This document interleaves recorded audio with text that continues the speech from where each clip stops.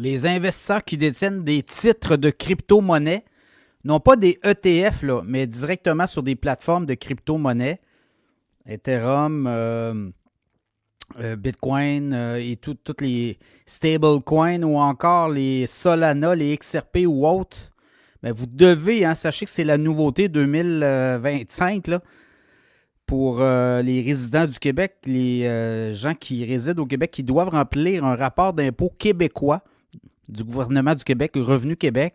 Bien, cette année, vous devez déclarer vos crypto-monnaies. Donc, c'est nouveau. C'est même, je pense, assez unique au Canada.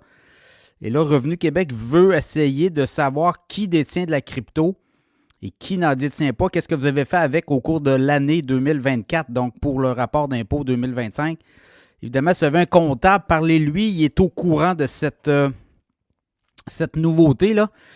Par contre, il y a des pénalités importantes là, parce que le gouvernement dit si à partir de 2024, l'année 2024, donc à partir de la période fiscale actuelle, si vous ne dévoilez pas vos avoirs en crypto-monnaie, soit un NFT, soit une crypto-monnaie, soit un stablecoin ou autre, là, vous allez avoir des pénalités importantes. Là. Regardez, c'est une pénalité de 25 $ par jour si on découvre que vous avez de la crypto, vous ne l'avez pas déclaré. Donc, c'est une amende de 25 $ par jour jusqu'à une concurrence de 2500 $ après la date d'échéance de production de déclaration de revenus pour la période visée.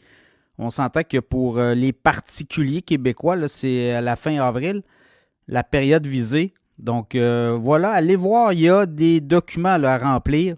Très important, on dit le TP-21.4.39. Donc, si vous faites crypto-actif ou crypto-monnaie, Revenu Québec, vous allez arriver sur les documents là, sur Google. Et si vous avez un comptable, demandez-lui en quoi il en retourne. Il va le faire pour vous. En tout cas, c'est pas compliqué, là. Donc, que ce soit crypto-monnaie, jetons de titres, jetons non fongibles, là, c'est les NFT et jetons utilitaires. Ben, il faut tout déclarer maintenant au gouvernement. Le gouvernement veut savoir ce qui se passe avec vos crypto-monnaies. Est-ce que c'est nécessaire? Écoutez, je comprends pas où on va aller là, avec ça. Ben, où on va aller, j'ai comme l'impression qu'ils veulent essayer de vous pister. Essayez de voir si vous n'avez pas fait des revenus avec la crypto-monnaie. Donc, jouez la carte transparente. Ceux qui ne le font pas, ça dépend.